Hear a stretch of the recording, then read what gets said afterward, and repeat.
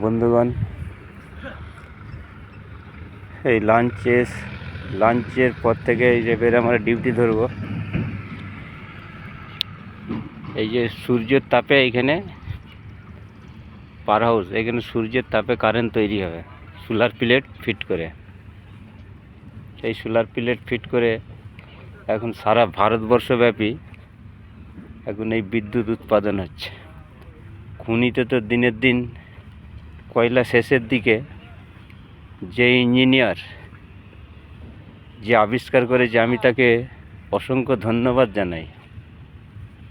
মানুষের জীবন বাঁচাবার জন্য, দেশকে রক্ষা করার জন্য সেই ইঞ্জিনিয়ারকে অসংখ্য ধন্যবাদ জানাই।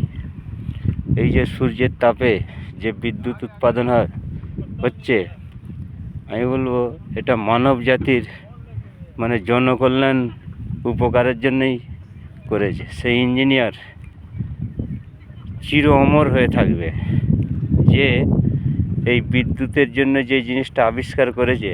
আমি বলবো এর থেকে মহামূল্যবান অমর জিনিস আর পৃথিবীতে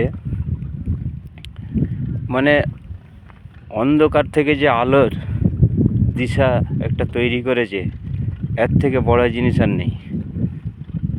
এর থেকে তাকে বাহবা জানাবার আর মনে আসছে না। এটা ভাবার বিষয় আছে দর্শক, সূর্যের তাপে বিদ্যুৎ তৈরি হচ্ছে, এটা ভাবার বিষয় আছে। সে যে গবেষণা করে যে এই যে